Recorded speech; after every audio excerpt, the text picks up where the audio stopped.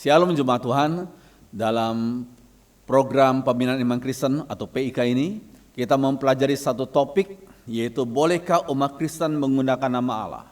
Kenapa saya mengangkat topik ini? Sebab sebagian orang Kristen masih bingung, boleh nggak nama Allah digunakan ya? Oke, ini kita mau belajar firman Tuhan. Mari kita berdoa lebih dahulu. Mohon Roh Kudus, Roh kebenaran, membimbing hambamu dalam menjelaskan firman Tuhan, sensor tutur kata dan sikap hambamu, dan setiap kami yang menontonnya, Tuhan tolong supaya kami semua dibimbing oleh kebenaran firman. Berfirmanlah kepada kami lewat lidah hambamu dalam nama Tuhan Yesus. Amin. Saudara sekalian, dalam lebih dari 3 dasawarsa terakhir ini ada banyak orang Kristen mengunjungi Israel untuk melihat situs-situs yang diceritakan dalam Alkitab. Jika saudara ada berkat, ada kesehatan, kekuatan, silakan pergi, itu bagus sekali. Sekalian itu bagus sekali. Sekalian, namun di antara para peziarah itu ada yang terpengaruh adat istiadat Yahudi. Hati-hati sekalian.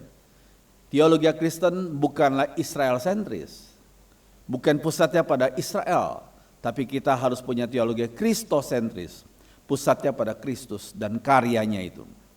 Ada sebagian kelompok di gerejanya di Indonesia mengadakan perayaan Pondok Daun. Ya, mengadakan tari-tarian Yahudi dan berbagai hal yang bersifat adat istiadat Yahudi. Lalu sekalian, lalu apa lagi? Kalau kita perhatikan ini gambar daripada orang-orang yang melakukan hari raya Israel itu. Lalu sekalian, nah, di antara mereka ada juga yang terpengaruh oleh fanatisme sekte ortodoks Yahudi, fundamentalis, ya. Sekte ortodoks Yahudi fundamentalis yang kemudian mengganti nama mereka dengan nama Ibrani. Misalnya saja orang yang bernama Ishak ya, atau bernama Rudi gitu ya, Rudi ben Abram ya. Terus sekalian, jadi namanya pun diganti dengan nama yang bersifat Ibrani ya. Mereka berdua dengan bahasa Ibrani, ya, seolah-olah bahasa Ibrani adalah bahasa, kalau bahasa yang suci, kalau tidak dilakukan itu maka kurang afdol doanya begitu. Ada yang bersikap fanatik terhadap nama Yahweh. Nah ini yang kita mau bahas. Dan tidak boleh diterjemahkan ke dalam bahasa manapun, dalam bahasa Indonesia, dalam bahasa Inggris, dalam bahasa manapun tidak boleh diterjemahkan. Hanya nama Yahweh saja. Itu sebagian kelompok yang mempunyai kecenderungan seperti itu. Ini yang kita mau pelajari pada sekarang ini. Bagaimana seharusnya sikap kita umat Tuhan? Ya, kita perlu mempelajari ada 6 kata Ibrani yang dipakai dalam Perjanjian Lama untuk menyebut diri Allah. Ya, misalnya nama Elohim. Nama Elohim itu disebutkan 2701 kali dalam Alkitab. Nama Elohim. Ya. Kata ini adalah bentuk plural dari Eloah dan berarti Allah yang tertinggi dan pencipta. Secara etimologi, kata Elohim tidak jelas latar belakangnya. Kata itu mungkin berasal dari akar kata yang berarti kuat. Nah, kata Elohim juga, masalahnya kata Elohim juga dipakai untuk menyebut dewa-dewi penyembahan berhala. Ya saudara sekalian, sebelum umat Tuhan memakai kata Elohim, sebelumnya bangsa-bangsa yang tidak mengenal Allah yang disembah oleh Israel juga memakai kata Elohim ya untuk menyebut dewa-dewi sesembahan mereka. Ambil contoh Keluaran 31:30. Ini perkataan daripada Laban. Maka sekarang kalau memang engkau harus pergi semata-mata karena sangat rindu ke rumah ayahmu, mengapa engkau mencuri dewa-dewa? Elohimku, kata Laban. Ya. Jadi kata Elohim ini dipakai untuk sesembahan orang-orang non-Yahudi. Keluaran 12 ayat 12. Sebab pada malam ini aku akan menjalani tanah Mesir dan semua anak sulung dari anak manusia sampai anak binatang akan kubunuh. Dan kepada semua Allah dalam bahasa asli Elohim di Mesir akan kujatuhkan hukuman. Akulah Tuhan. Jadi sekali lagi kata Elohim juga dipakai oleh bangsa-bangsa lain. Ya dalam konteks ini adalah bangsa Mesir. Ya, Kemudian kata kedua yang dipakai dalam Alkitab adalah El. El itu disebutkan 220 kali dalam Alkitab.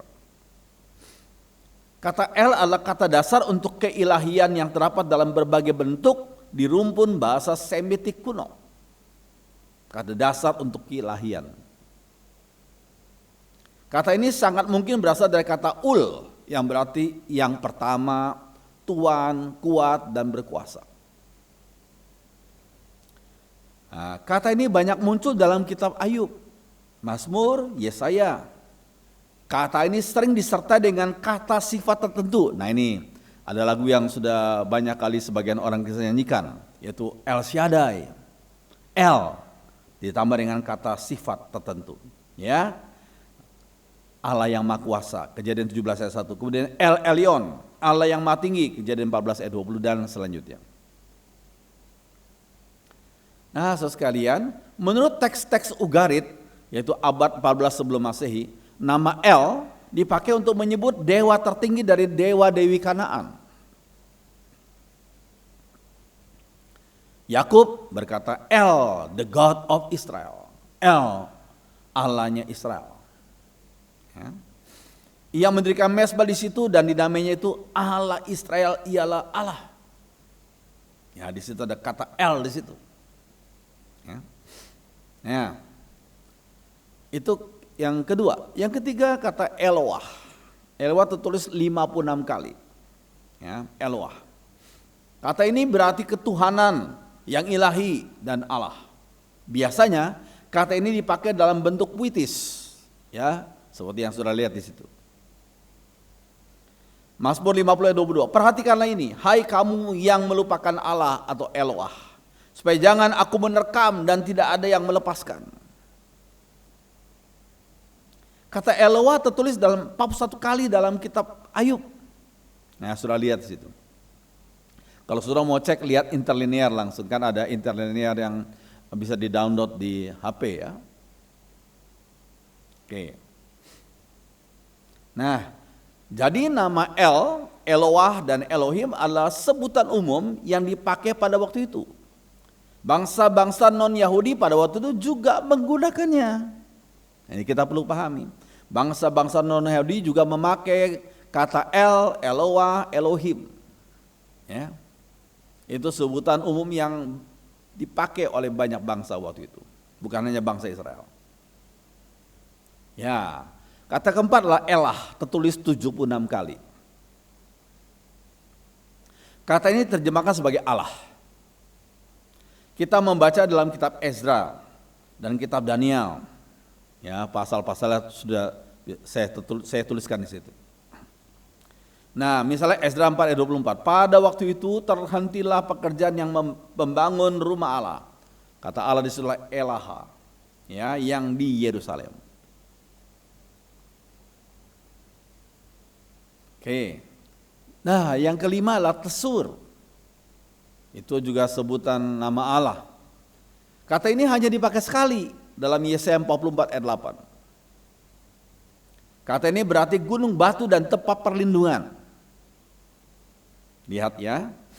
Yesaya 44 ayat 8. Adakah Allah selain daripadaku? Tidak ada gunung batu dalam bahasa Israel Tesur. Yang lain tidak ada ku kenal. Oke. Nah, kemudian yang berikutnya, yang ke-6. Allah, Yahweh, yang itu 6.437 kali. Yahweh adalah nama khusus atau nama perjanjian yang dinyatakan Allah kepada umatnya. Kata ini berasal dari 4 huruf konsonan, jadi aslinya nggak ada vowelnya, nggak ada huruf hidupnya, yaitu YHWH. YHWH. Ya. Nah, bentuknya yang pendek adalah Yah. Ini bentuk pendeknya, Yah. Keluaran 15 ayat 2 dikatakan, Yah adalah kekuatanku. Yah adalah kekuatanku. Ya, kata haleluya berarti puji Yah. Ya, itu bentuk pendek daripada Yahweh. Nah, kata ini sering muncul dalam kitab Mazmur. Oke. Nah, pelafalan kata YHWH dalam penyanyi lama tidaklah pasti. Ya, sekali lagi bahasa aslinya tidak pakai huruf hidup, tidak pakai vowel, YHWH, semua konsonan, ya. Sehingga pelafalannya tidaklah pasti. Karena pada kata aslinya tidak ada huruf hidupnya. Huruf hidup baru ditambahkan di salinan penyelama dalam satu teks yang namanya Masoretic Text. Itu abad 6 sampai 10 Masehi. Baru ada penambahan huruf hidup. 6 sampai 10 Masehi. Namanya Masoretic Text. Oke. Nah, nama YHWH dianggap terlalu kudus untuk dilafalkan. Ya, makanya orang Israel itu ingat satu ayat, jangan mengucapkan nama Tuhanmu dengan sia-sia.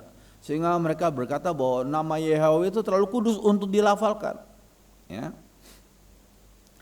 Keluaran 27 ya, seperti yang saya sudah sebut tadi. Ya.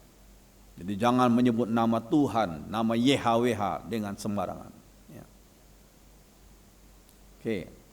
Nah, Clement dari Alexandria meninggal tahun 212 Masehi, seorang bapak gereja, melafalkan YHWH sebagai Yahweh atau Yahweh.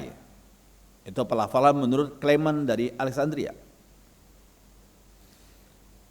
Kalau seorang lagi yang bernama Origen seorang bapak gereja juga tahun 253 Masehi melafalkannya sebagai Yahweh. Ya.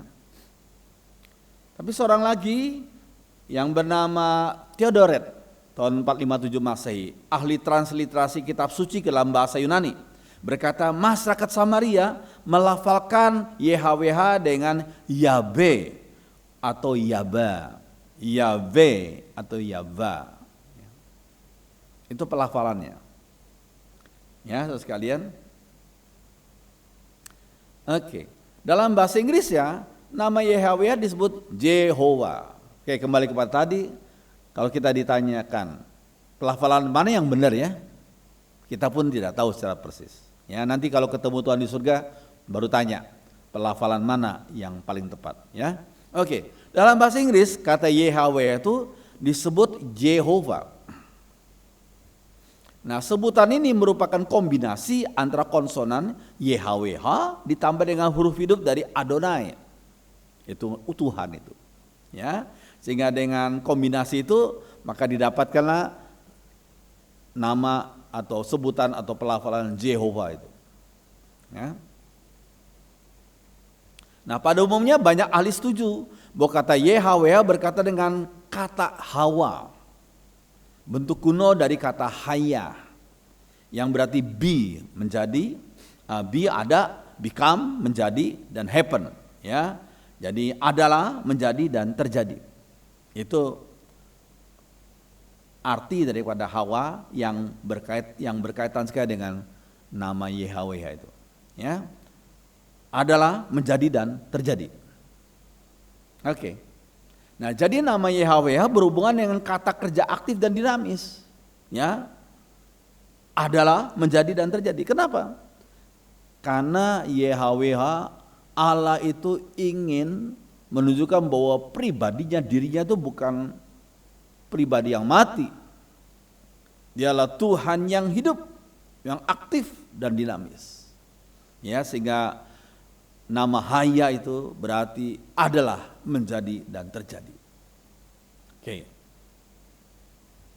Nah, berikutnya. Nah, di Keluaran 3:14 ketika Musa bertanya, kalau mereka orang yang saya tanya kepadaku, siapakah nama Tuhan yang menyuruh aku untuk datang kepada kalian? Lalu kata Tuhan, sebutkanlah namaku. Aku adalah aku. Dalam bahasa aslinya adalah Ehye Asyir Ehye. Ehye Asyir Ehye.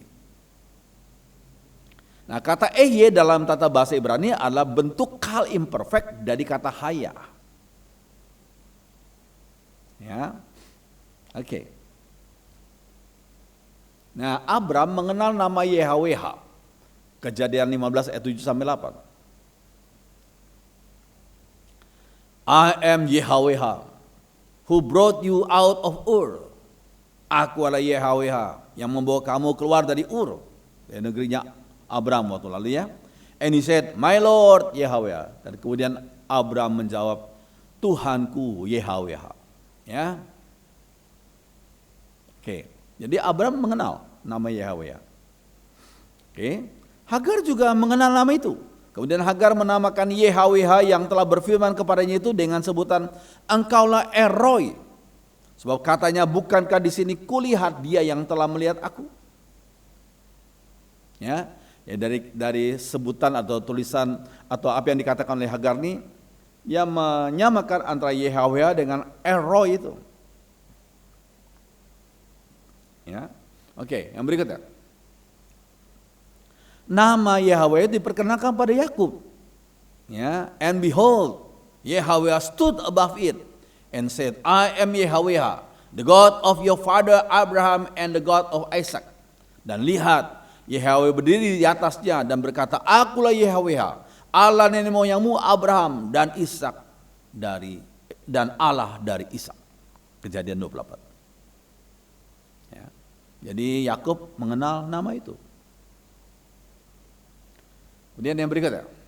Nah, dalam Yesaya 42 ayat 8 tertulis, aku nih YHWH, itulah namaku. Ya. Oke. Apakah benar YHWH adalah satu-satunya nama Allah? Nah ini, sebagian kelompok kan mengklaim satu-satunya nama Allah adalah YHWH yang mereka sebut dan lafalkan sebagai Yahweh itu. Sekarang pertanyaan, apakah benar YHWH adalah satu-satunya nama Allah? Sekalian jawabannya tidak. Tidak. Bukan satu-satunya nama Allah. Ya. Nah, di ayat-ayat lainnya nama YHWH disejajarkan dengan nama Elohim atau El. Ketiga nama itu dipakai secara bergantian. Misalnya Yesaya 43:12, kamulah saksi-saksiku, demikianlah firman YHWH, dan akulah El. Jadi dia menyejajarkan nama YHWH dengan El. Berikutnya Yesaya 45:14b. Beginilah firman YHWH, mereka akan sujud kepadamu dan akan membujuk engkau, katanya, hanya di tengah-tengahmu ada El, dan tidak ada yang lain di samping dia, tidak ada Elohim. Nah ini tiga nama di situ disejajarkan, YHWH, El, dan Elohim. Oke, ya. Nama berikutnya adalah Adonai. Nomor yang ketujuh ya. Kata ini sulit ditelusuri asal muasalnya. Namun makna dasarnya dalam bahasa Ibrani adalah Lord, Tuhan, Master, Sir, Tuan. Ya, Master, Sir. Oke. Sarah menyebut suaminya Adonai. Kejadian 18 ayat 12. Tuanku, ya. Ya, Adonai bisa berarti tuan dari budak, Keluaran 21, atau orang-orang tertentu yang memiliki otoritas. Itu makna Adonai. Ya. Kata ini dikenakan kepada diri Allah yang menunjuk pada kekuasaannya, yaitu Mazmur 2 ayat 4. Dikatakan Adonai mengolok-olok mereka. Oke. Yesaya 7 ayat 7. Thus says Adonai YHWH. Demikianlah perkataan Adonai YHWH. Oke. Kata Adonai lebih sering muncul bersama dengan kata YHWH dan diterjemahkan dalam bahasa Inggris the Lord God. G-O-D-nya semua huruf besar. The Lord God, Tuhan Allah. Yes, God, G-O-D-nya semua huruf besar. Yesaya 61:1. Untuk membedakannya dengan the Lord God, G-nya besar, O-D-nya kecil. Artinya Yahweh, Elohim. Ya, jadi ini perlu tahu ya kata aslinya. Ya, Adonai, the Lord God, God-nya semua huruf besar, dan dengan the Lord God, G-nya besar, tapi yang lain kecil. Yahweh, Elohim. Oke. Nah, karena rasa hormat yang sangat besar kepada nama YHWH, maka nama YHWH diganti dengan Adonai dalam bahasa lisan dan tulisan orang Yahudi. Ya, karena mereka takut salah nggak boleh mengucapkan nama Allah dengan sia-sia ya. Sehingga setiap kata YHWH diganti dengan Adonai ya. Setelah mereka mengalami pembuangan itu ya. Ya. Oke. Yang berikutnya. Nah, Eliezer yang hidup tahun 260 sampai 245 maksudnya pelayanannya ya. 260 sampai 245 sebelum Masehi, dia sebagai imam besar agama Yahudi pada waktu itu di Yerusalem mengirim 72 imam atau tua-tua Israel kepada Raja Ptolemeus Philadelphus di Iskandaria yaitu Afrika Utara untuk menerjemahkan Alkitab bahasa Ibrani PL ke dalam bahasa Yunani yang kemudian dikenal dengan nama Septuaginta atau LXX. LXX berarti 70. Sebenarnya aslinya bukan 70 tapi 72 imam-imam. Ya. Karena waktu itu orang Israel banyak sudah berdiaspora, tersebar di mana-mana dan generasi muda nggak tahu bahasa Ibrani seperti nenek moyang mereka. Sehingga diterjemahkanlah Alkitab Perjanjian Lama dalam bahasa Ibrani diterjemahkan ke dalam bahasa Yunani yang namanya Septuaginta. Ya, itu perintah itu oleh imam besar Eliezer. Ya. Oke. Nah, apa yang dilakukan dalam Septuaginta, ya? Oke. Perlu diingat bahasa Ibrani bukan bahasa surgawi, kita perlu ingat ini. Bahasa Ibrani bukanlah bahasa surgawi, ya. Di surga semua bahasa dapat dimengerti. Kita perlu paham ini. Di surga semua bahasa dapat dimengerti. Jadi sekali lagi bahasa Ibrani bukan bahasa surgawi. Ya, Wahyu 7:9 dikatakan kemudian daripada aku melihat sesungguhnya suatu kumpulan besar orang banyak yang tidak dapat terhitung banyaknya dari segala bangsa dan suku dan kaum dan bahasa. Jadi di surga semua bahasa dapat dimengerti, bukan hanya Ibrani. Ya. Oke. Kemudian kita lihat lagi selanjutnya. Nah, dalam LXX Septuaginta yang tadi kita sudah lihat tadi, nama Elohim, Eloah diterjemahkan menjadi Theos. Dan nama YHWH diterjemahkan menjadi Kurios. Ya, sekali lagi Ibrani diterjemahkan ke dalam bahasa Yunani, Perjanjian Lama yang disebut Septuaginta itu. Nama Elohim, Eloah diterjemahkan menjadi Theos dalam bahasa Yunani dan nama YHWH diterjemahkan menjadi Kurios dalam bahasa Yunani.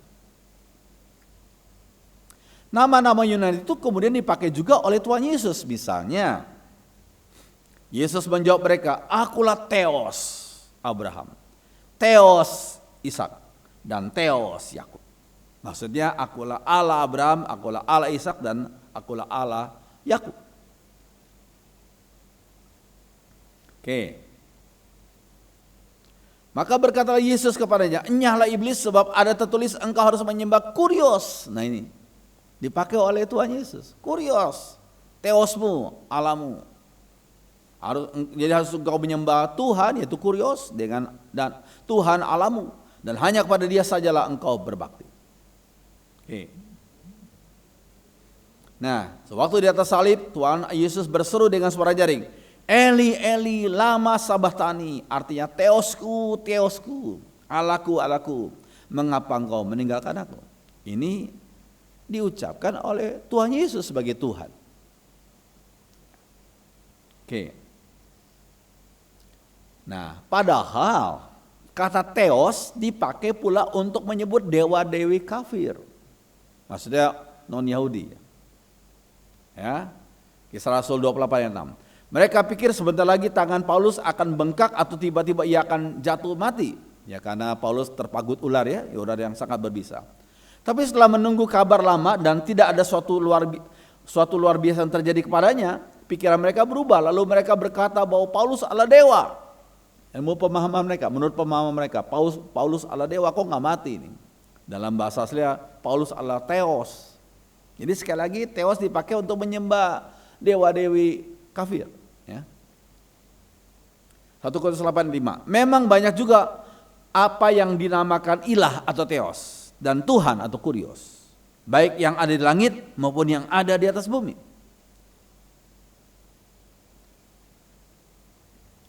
Namun dalam kekristenan, nah ini penting, dalam kekristenan nama-nama yang dipakai untuk menyembah dewa-dewi kafir itu diberi pemahaman yang baru. Nah ini kita perlu paham, diberi pemahaman yang baru sesuai dengan maknanya menurut Kristen.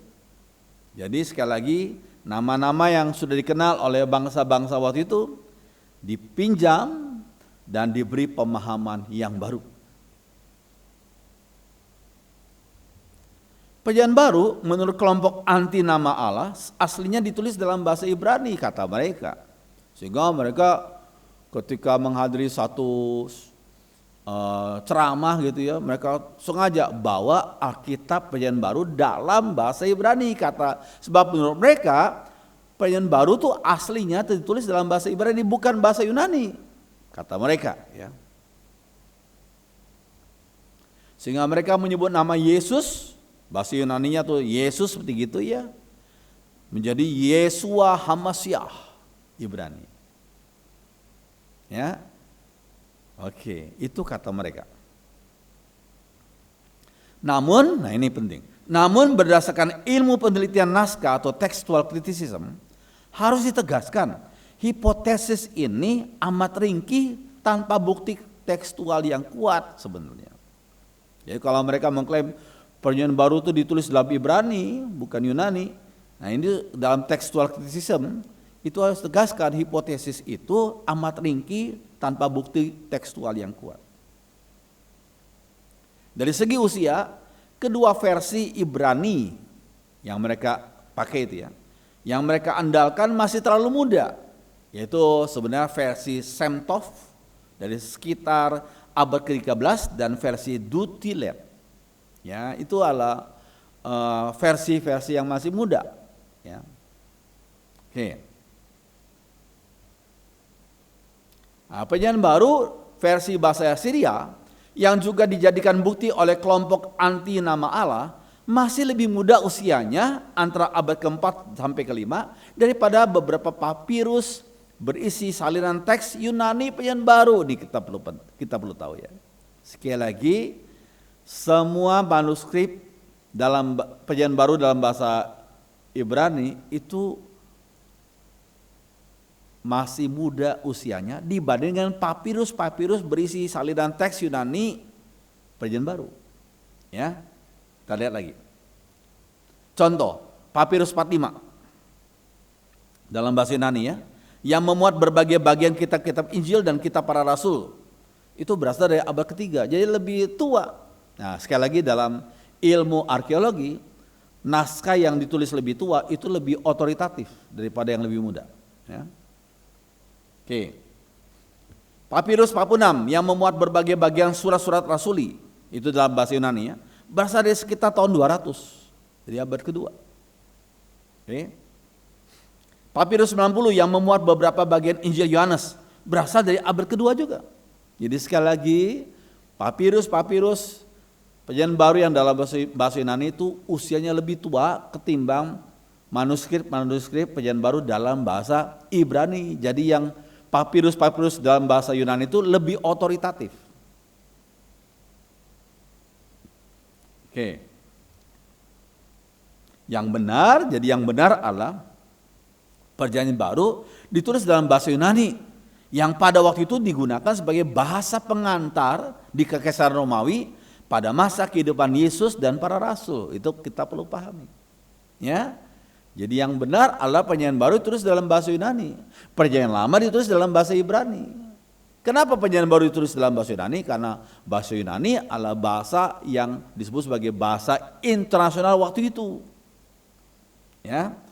Yang digunakan sebagai bahasa pengantar dalam Kekaisaran Romawi. Sehingga supaya orang-orang di dunia dari berbagai macam suku dan bangsa bisa baca Alkitab Perjanjian Baru, maka ditulislah dalam bahasa internasional waktu itu, yaitu bahasa Yunani Koine. Ya. Para penulis Injil dan surat-surat rasuli tidak berusaha mempertahankan penulisan YHWH. Ini kita perlu pahami. Para penulis Injil dan surat-surat rasuli tidak berusaha mempertahankan penulisan YHWH. Ya, Mereka tidak alergi dengan kata theos yang juga dipakai oleh bangsa-bangsa lain. Ya. Oke, tidak alergi dengan penggunaan kata theos itu. Namun nama theos diberi pemahaman yang baru. Nah, ini kita perlu pahami. Nama theos yang juga dipakai oleh agama-agama lain, oleh kekristenan diberi pemahaman yang baru, yaitu yang khas kekristenan. Oke, ya. Nah, sekarang kita masuk ke dalam asal muasal kata Allah. Nah, nama diri Allah atau El yang monoteis terus menerus dipercayai keturunan Abraham dan Hagar, yakni Ismail dan keturunannya. Ya. Jadi nama diri Allah itu El itu, ya. Terus menerus dipertahankan, dipercayai. Ya. Nama El lalu berkembang dalam dialek Arab sebagai Allah. Kata Allah itu dari dua suku kata, yaitu Al artinya the, definite article the. Al-ilah, ilah artinya God, artinya the God. Itu asal muasal dari kata Allah itu. Al dan ilah, the God. Ya. Oke. Nah, menurut ensiklopedia Britannica yang terkenal itu menjelaskan kata Allah berasal dari bahasa Arab yang dipakai oleh orang Muslim dari berbagai bangsa untuk menyebut satu-satunya Allah yang benar. Ya. Kata Allah berasal dari bahasa Arab yang dipakai oleh orang Muslim dari berbagai bangsa untuk menyebut satu-satunya Allah yang benar. Kata ini adalah gabungan dari kata al yang tadi dan ilah. Al adalah definite article the itu ya.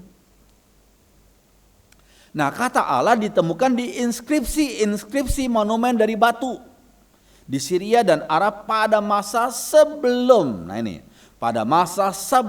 munculnya agama Islam. Jadi sebelum munculnya agama Islam, orang-orang Arab sudah kenal nama Allah. Ya. Dari inskripsi Zabat 512 Masehi, ini sebelum munculnya agama Islam ya. Dan al-Jimal abad ke-6, ya, abad ke-6 berarti 500 tahun 500 sekian. Jadi belum munculnya agama Islam. Kata Allah telah digunakan umat Kristiani Ortodoks sebelum lahirnya Islam. Sudah perlu belajar sejarah ya. Jadi orang-orang Kristen Ortodoks sudah menggunakan nama Allah di situ. Ya. Nah, hingga saat ini umat Kristiani di negeri Mesir, Irak, Aljazair, Yordania dan Libanon memakai nama Allah dalam Alkitab mereka. Ya. Oke.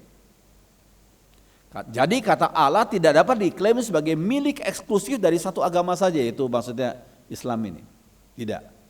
Karena sebelum Islam muncul, nama Allah sudah dipakai oleh orang-orang di situ dan agama orang-orang Kristiani Ortodoks juga sudah memakai nama Allah sebelum lahirnya Islam. Oke. Nah, seorang cendekiawan Muslim almarhum ya, Nurcholis Majid, dia berkata gini, klaim yang menganggap nama Allah khusus untuk golongan Islam bertentangan dengan Quran surah 12 Yusuf ayat 106. Kata Nurcholis Majid begitu. Dia seorang cendekiawan Muslim yang terkenal. Ya. Oke. Dan sebagian besar dari mereka tidak beriman kepada Allah, melainkan dalam keadaan mempersekutukan Allah dengan sembahan-sembahan lain. Hal tersebut juga bertentangan dengan kenyataan bahwa dari dahulu sampai sekarang di kalangan bangsa Arab terdapat kelompok-kelompok non-Islam, yaitu Yahudi dan Kristen, dan mereka juga menyebut Allah. Ini kata Nurcholis Majid. Dia mengutip buku Islam, Doktrin dan Peradaban. Ya, situ ada nomor halamannya. Oke. Jadi sekali lagi nama Allah sudah dikenal oleh orang-orang sebelum Islam muncul. Oke. Nah, nama Allah telah digunakan berabad-abad sebelum berdirinya lembaga Alkitab Indonesia, yaitu tahun 1954. Nama Allah telah digunakan. berabad-abad sebelum LAI berdiri. Ya. Oke, ambil contoh Injil Matius oleh seorang yang bernama Albert Cornelius Ruyle tahun 1629. Ya, dikatakan maka engkau memberinja nama Emmanuel, artinya Allahu, bahasa Theos, serta segala kita. Ada kata Allahu. Ini terjemahan Albert Cornelius Ruyle tahun 1629. Ya. Oke. Nah, terjemahan kitab Kejadian oleh Daniel Browerius tahun 1662, lagi terang itu Allah. Nah, itu. Ada kata Allah. Yuda bernama terang. Ya. Kejadian 1 ayat 5. Oke, itu sudah dipakai oleh Daniel Browerius tahun 1662. Ya. Oke, terus kemudian terjemahan Melchior Leidecker tahun 1733. Pada mulanya dijadikanlah Allah. Ya, Allah menjadikan, ya. Allah di sini Elohim. Oke, ada nama Allah di situ. Pakai, ya. Yang berikut terjemahan Hillebrandus Cornelius Klinkert 1879. Dikatakan bahwasannya Allah atau El juga selamatku. Yesaya 12 ayat 2. Ini terjemahan Cornelius Klinkert. Oke. Lalu terjemahan Werner August Bode 1890 sampai 1942. Alkitab terjemahan lama, ya. Itu dikatakan maka pada awal pertama adalah firman, dan firman itu bersama-sama dengan Allah, dalam bahasa Theos, ya. Bahasa Yunani, ya. Jadi sekali lagi nama Allah dipakai.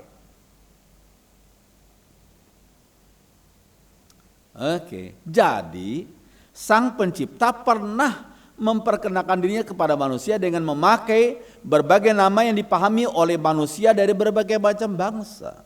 Ya, sekali lagi Sang Pencipta pernah memperkenalkan dirinya kepada manusia dengan memakai berbagai nama yang dikenal waktu itu.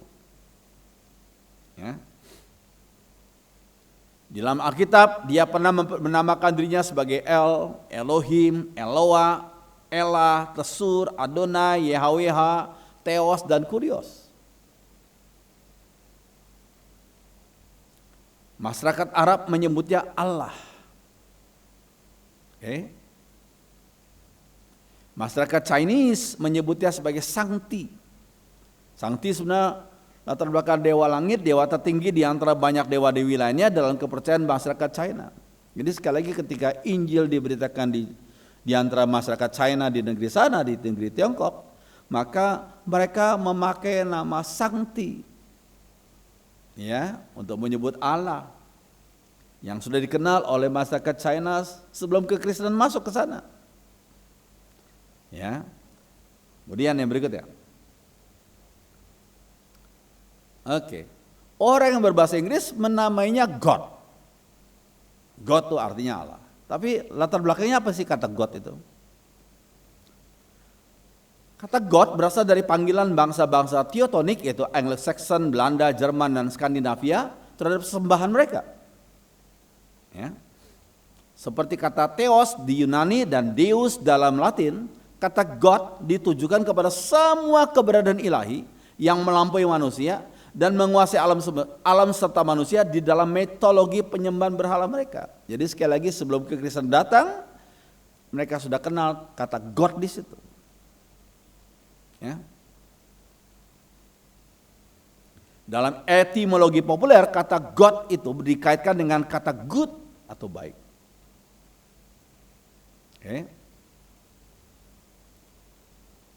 Oke. The New English Dictionary, kata asli dari God adalah Geu. Akar kata bahasa Aryan yang berarti to invoke, artinya memanggil Allah dan menuangkan dalam upacara persembahan korban. Ya. Oke. Kemudian ketika Injil dikabarkan kepada masyarakat ini, maksudnya kepada mereka, kata God dipakai untuk menyebut Allah Sang Pencipta, Allah Tritunggal. The God itu dipakai. Ya. Rasul Yohanes, kembali kepada zaman perjanjian baru, menggunakan kata logos yang telah dipahami oleh masyarakat Yunani beberapa abad sebelum Injil diberitakan kepada mereka. Jadi Yohanes memakai kata logos, firman itu. Logos. Ya.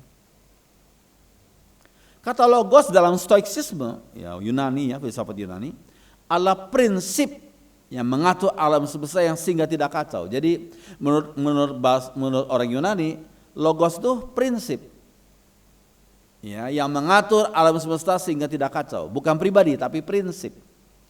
Ketika Rasul Yohanes menyampaikan Injil kepada mereka, kata logos dipakai oleh dia tapi diberi pemahaman yang baru. Bahwa logos itu adalah pribadi yang kemudian menjadi daging. Sarx itu ya. Logos, firman menjadi daging atau menjadi manusia. Jadi sekali lagi kata logos sudah mereka kenal sebelum kekristenan masuk. Tapi diberikan pemahaman yang baru. Ya. Oke, berikutnya. Oke. Dalam kekristenan kata tersebut diberi pemahaman yang baru, yaitu logos telah menjadi daging, menjadi pribadi Yesus. Yohanes 1:14 ya. Oke. Nah, Keluaran 34:14. Ini kita perlu tahu ada nama lain daripada Allah, yaitu apa? Yahweh yang memberi nama lain bagi dirinya, yakni cemburuan. Cemburuan. Jealous ya. Sebab janganlah engkau sujud menyembah kepada Allah lain, karena Tuhan yang namanya cemburuan. Allah yang cemburu. Maksudnya apa di sini? Pribadinya cemburuan, maksudnya dia tidak mau umatnya menyembah dewa-dewi lain. Beliaulah Allah lah yang pencipta, Allah penebus, kok umatnya menyembah dewa-dewi lain. Makanya disebut Allah itu namanya cemburuan. Oke. Jadi orang Kristen boleh saja memakai nama Allah dalam menyebut pribadi sang pencipta, penebus dan pemelihara hidup kita. Boleh saja. Tuhan Yesus adalah satu-satunya perantara di antara Allah yang benar dengan manusia yang berdosa. Ini kita perlu pahami. Kita menyembah Allah melalui Tuhan Yesus Kristus yang adalah satu-satunya perantara antara the only true God, antara Allah yang benar dengan manusia yang berdosa. Ya. Inilah hidup yang kekal itu. Itu bahwa mereka mengenal Engkau satu-satunya Allah, Theon, yang benar, dan mengenal Yesus Kristus yang telah Engkau utus. Oke. Dari Alkitab kita ketahui sang pencipta hanya dapat dikenal dan dihubungi secara pribadi dalam Tuhan Yesus. Dikatakan apa? Barang siapa telah melihat aku, ia telah melihat Bapa. Jadi kita baru bertemu dengan Allah yang benar itu melalui Tuhan Yesus Kristus itu. Barang siapa telah melihat aku, ia telah melihat Bapa. Oke, jadi syarat utama untuk menjadi anak-anak Allah adalah percaya dalam namanya. Maksudnya punya persekutuan pribadi dengan Tuhan Yesus. Itu syarat utama untuk menjadi anak-anak Allah. Punya persekutuan pribadi dengan Tuhan Yesus. Oke, Tuhan menentang orang yang sering menyebut namanya, tapi sebenarnya nggak punya hubungan pribadi dengannya. Ya, yang penting hubungan pribadi dengan Tuhan Yesus itu. Dari mana kita tahu? Pada hari terakhir banyak orang akan berseru kepadaku, Tuhan, Tuhan, bukankah kami bernubuat demi namamu dan mengusir setan demi namamu, mengadakan banyak mujizat demi namamu juga? Pada waktu itulah aku akan berterus terang kepada mereka dan berkata, aku tidak pernah mengenal kamu. Jadi mereka ternyata nggak punya persekutuan pribadi dengan Tuhan Yesus. Enyahlah daripadaku, kamu sekalian pembuat kejahatan. Oke. Jadi ini penting. Jadi apapun nama panggilan terhadap diri Allah yang benar, kalau orang Tionghoa dari Tiongkok menyebutnya Sangti, kalau orang Inggris menyebutnya God, ya, terus sekalian apapun nama panggilan diri Allah yang benar, yang terpenting kita mengenalnya. Mengenal Allah itu melalui Tuhan Yesus Kristus dan punya persekutuan pribadi dengannya. Sekali lagi, apakah orang Kristen di Indonesia bisa memanggil atau memakai nama Allah? Oh, bisa saja. Kita menyebut nama Allah melalui Tuhan Yesus Kristus yang menjadi juru selamat dan perantara satu-satunya antara Allah yang begitu suci dengan manusia yang berdosa. Kiranya ceramah ini menjadi berkat bagi kita semua sehingga kita bisa memahami apa yang menjadi kehendak Tuhan. Mari kita berdoa. Kami bersyukur untuk kesempatan kami mau belajar, biar Roh Kudus pimpin kepada kami sehingga kami boleh memahami kebenaran dan mempraktekkan kebenaran dalam hidup kami. Terima kasih, dalam Yesus Kristus, Tuhan Yesus Kristus, kami diselamatkan. Dalam Tuhan Yesus Kristus, kami dibawa kepada Allah yang benar itu. Terima kasih dan terima kasih. Dengarkan doa kami dalam nama Tuhan Yesus. Haleluya. Amin.